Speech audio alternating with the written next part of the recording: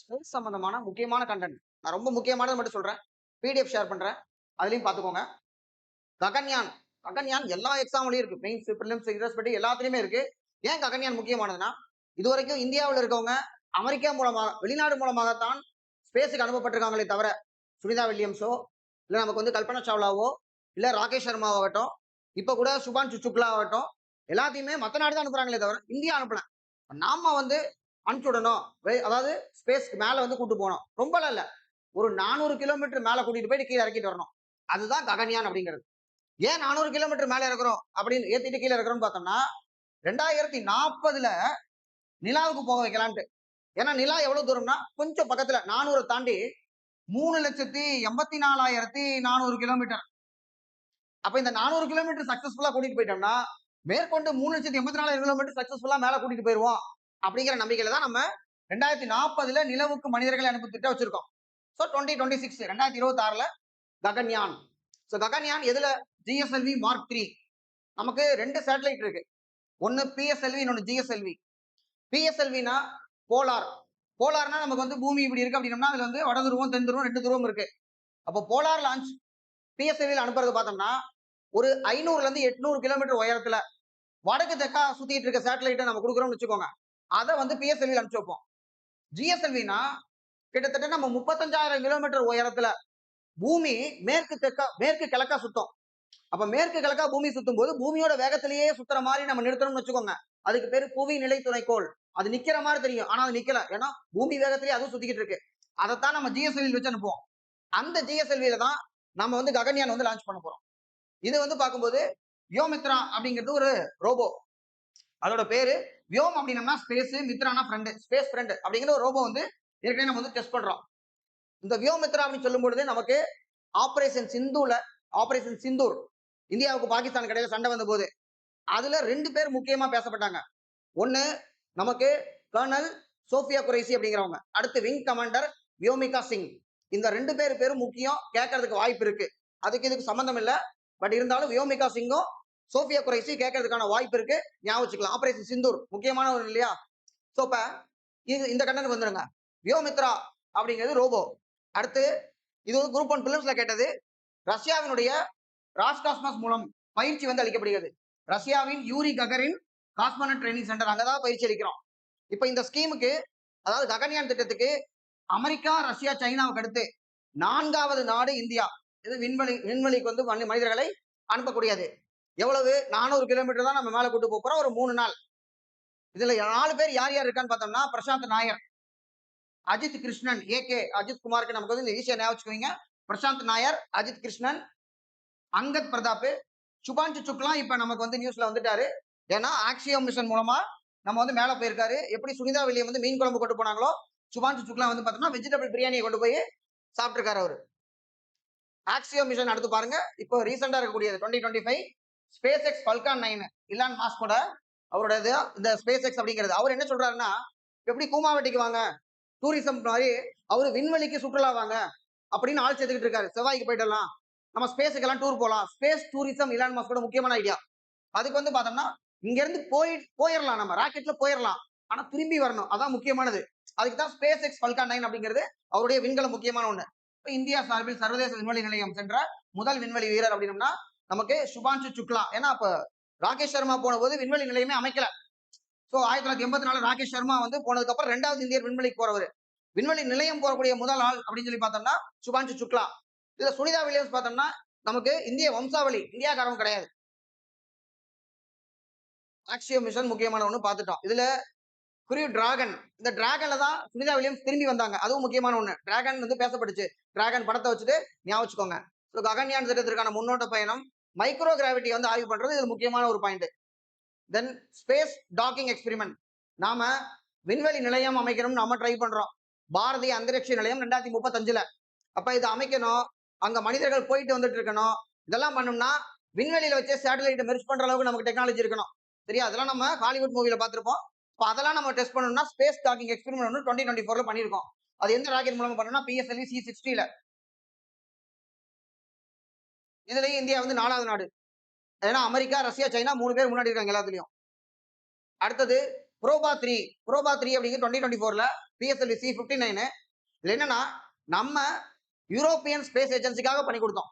அப்போ ஒரு European space agency பெரிய ஒரு நிறுவனம், அவங்களுக்காகவே இஸ்ரோ வந்து பண்ணிருக்கு. அப்போ புரோபா 3 அப்படின்னு யாருக்காக பண்ணப்படுது? இஎஸ்ஏக்காக பண்ணப்பட்டது, முக்கியமான ஒண்ணு.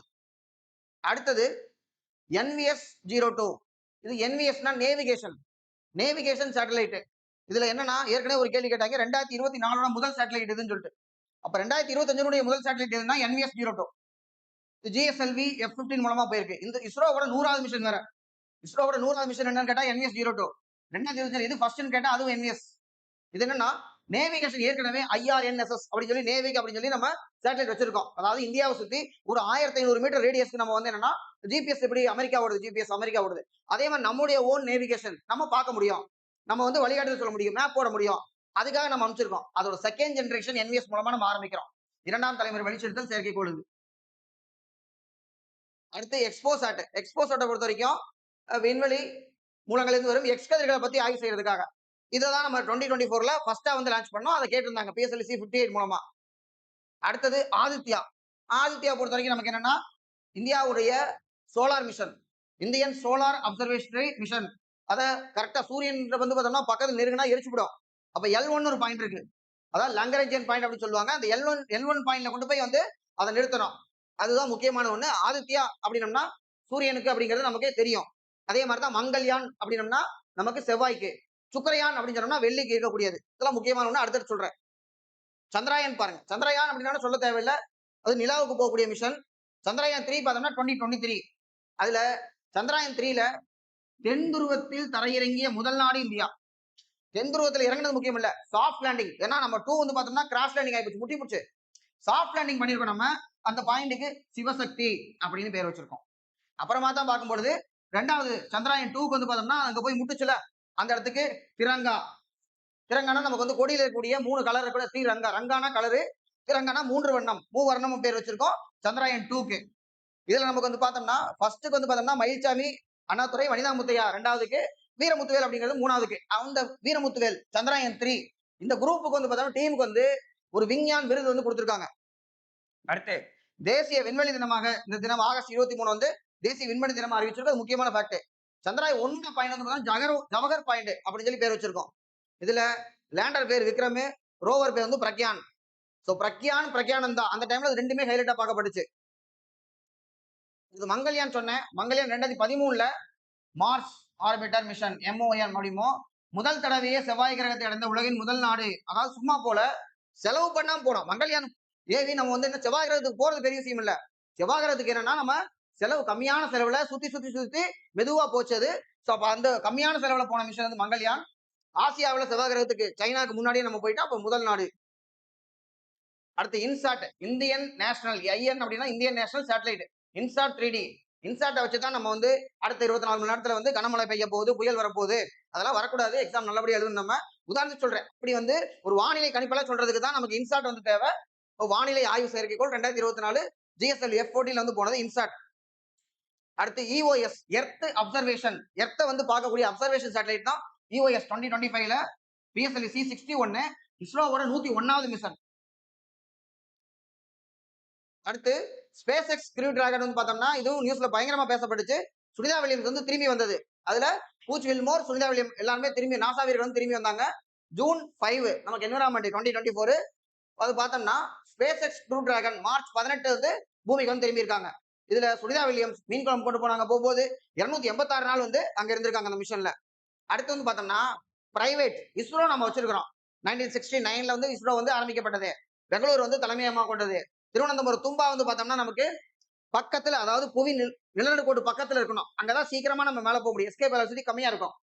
ஸோ இதுல அக்னிபானை பொறுத்த வரைக்கும் என்னன்னா இது பிரைவேட் கம்பெனி தயாரிக்கிறது. பிரைவேட்ல 2 பேர் முக்கியமான இருக்காங்க, அக்னிகுல் காஸ்மாஸ் அப்படிங்கிறவங்களும் ஸ்கை ரூட் அப்படிங்கிறவங்களும் பிரைவேட் ஏஜென்சி. இஸ்ரோ மாதிரி அவங்க வந்து பிரைவேட் அமைப்பு. இதுல 2024 என்ன பண்ணிருக்காங்கன்னா உலகின் முழுமையான 3D அச்சிடப்பட்ட இன்ஜின். அப்படின்னா என்ன, நாம இன்ஜினை செய்ய தேவையில்ல, கம்ப்யூட்டர்ல டிசைன் பண்ணிட்டோம்னா அதுவே பிரிண்ட் போட்டுரும் இன்ஜினை. அதான் 3D பிரிண்டிங் அப்படின்னு சொல்லுவோம். சோ அதன் மூலமா செய்யப்பட்ட இன்ஜினை வந்து இந்த அக்னிபான் வந்து பயன்படுத்தி இருக்கு. இது யாரோடதுன்னா அக்னிகுல் காஸ்மோஸ். அது மட்டும் இல்ல தனுஷ், ஈஸியா ஞாபகம் வச்சுக்கலாம். தனுஷ் அப்படின்னம்னா நமக்கு மிசைல்ல தனுஷ்னு சொன்னோம்னா கடல்ல இருந்து ஏவக்கூடிய மிசைலுக்கு வந்து தனுஷ்னு பேரு. இங்க நமக்கு தனுஷ் அப்படிங்கிறது இந்தியாவின் முதல் தனியார் ராக்கெட் ஏவுதளம். இது ஸ்ரீஹரிகோட்டால தான் நம்ம பக்கத்துல தான் இருக்கு. ஸ்ரீஹரிகோட்டா பக்கத்துல தான் இருக்கக்கூடியது. முக்கியமான ஒண்ணு. அடுத்து செமி கிரையோஜெனிக் என்ஜின் முழுமையாக இந்தியாவில் வடிவமைக்கப்பட்டது, தயாரிக்கப்படும் சொல்றாங்க. அடுத்தது இந்தியாவின் முதல் தனியார் ராக்கெட் எதுன்னு பார்த்தோம்னா விக்ரம் எஸ். இது யாரோடதுன்னு பார்த்தோம்னா ஸ்கைரூட் ஏரோஸ்பேஸ் ஹைதராபாத் அவங்களோட தான். நவம்பர் 18 2022 வந்து போயிருக்கு. இந்த என்ன மிஷன் இதுக்கு பேர் வச்சிருக்காங்கன்னா பிராரம் அப்படின்னு சொல்லி பேர் வச்சிருக்காங்க. அடுத்து சமுத்திரயான். சமுத்திரயான் அப்படிங்கிறது எப்படி நம்ம ஸ்பேஸ் மேல போறோமோ அது மாதிரி கீழே போறது கடல்ல. கடல்ல நமக்கு கிட்டத்தட்ட ஒரு 6 கிலோமீட்டர் 6000 மீட்டர் வந்து உள்ள போகணும். சமுத்திரத்தை வந்து நம்ம ஆராய்ச்சி பண்ணணும். அப்ப earth ministry of earth science தான் வச்சிருக்காங்க. 2026க்குள்ள நாம வந்து இதை பண்ணணும்னு நினைக்கிறோம். இதுல India first unique manned ocean mission. மனிதர்களை 6 கிலோமீட்டர் வந்து உள்ள நம்ம வந்து அனுப்ப போறோம். அப்ப இதுக்காக என்னன்னா ஒரு நீர்மூழ்கி வாகனம் வேணும்ல, அதாவது ஒரு சப்மரைன் மாதிரி நீர்மூழ்கி கப்பல் மாதிரி ஒண்ணு தேவைம்ல, அதுக்கு தான் மத்ஸ்யா 6000 6000 மீட்டர் உள்ள போறதுக்கு மத்ஸ்யா 6000 அப்படின்னு சொல்லி நம்ம ஒண்ணு வடிவமைச்சிருக்கோம். இதை வந்து யார் உருவாக்கியிருக்காங்கன்னா NIOT national institute of ocean technology தான் வந்து உருவாக்கியிருக்காங்க. ப்ளூ எக்கனாமி நீல பொருளாதாரத்தை முன்னிலைப்படுத்துறதுக்கு புதிய இந்தியாவை நம்ம வந்து நோக்கி போயிட்டு இருக்கோம். அதுக்கு இது முக்கியமான ஒண்ணு. அது மட்டும் இல்ல கடல்ல நமக்கு நிறைய வளங்கள் மேங்கனீஸ் போன்ற பாலி மெட்டாலிக் நோடுல்ஸ் வந்து நமக்கு கிடைக்குது. அதன் மூலமா எலக்ட்ரானிக் டிவைஸ், ஸ்மார்ட் போனு, பேட்டரி, சோலார் பேனல் எல்லாமே தயாரிக்கலாம். அப்படின்னா இந்த கடல் ஆராய்ச்சி நமக்கு ரொம்ப முக்கியமான ஒண்ணு. சோ இந்த missions and the year Gaganyaan 2026 இந்தியாவோட முதல் மனித விண்வெளி பயணம். அப்ப அதை பண்றது மூலமா மனிதர்களை நிலாவுக்கு அனுப்பலாம். ஏன்னா 3,84,400 கிலோமீட்டர் தூரத்துல நிலா அமைஞ்சிருக்கு. 2040 மனிதனை நிலவுக்கு அனுப்பும் திட்டம். சமுத்திரயான் அப்படின்னம்னா கீழே 2026 மனிதர்களை ஆழ்கடல் செல்லும் திட்டம். சந்திரயான் 4 வந்து பார்த்தோம்னா சந்திரயான் 4 யாரோட நம்ம சேர்ந்து கோஆபரேஷன் பார்க்கும்போது ஜப்பானுடைய ஜக்ஸா அப்படின்னு சொல்லுவாங்க. ஜப்பானோட கோஆபரேஷன் 2028ல நிலவில இருந்து மாதிரிகளை கொஞ்சம் பூமிக்கு எடுத்துட்டு வரணும் சந்திரயான் 4. அடுத்து சுக்ரயான் அப்படின்னா 2028ல வீனஸ் வெள்ளிக்காக வச்சிருக்கோம். தென் பாரதிய அந்தரிக்ஷ நிலையம். அப்ப இந்த பேர் வைப்போமான்னு தெரியல. 2035ல இந்தியாவின் விண்வெளி மையம், அதுக்கு தான் பாரதிய அந்தரிக்ஷ நிலையம் அப்படின்னு சொல்லி வச்சிருக்கோம். சோ இது முக்கியமான ஒண்ணு. கொஞ்சம் வந்து பாத்துக்கோங்க. தேங்க்யூ.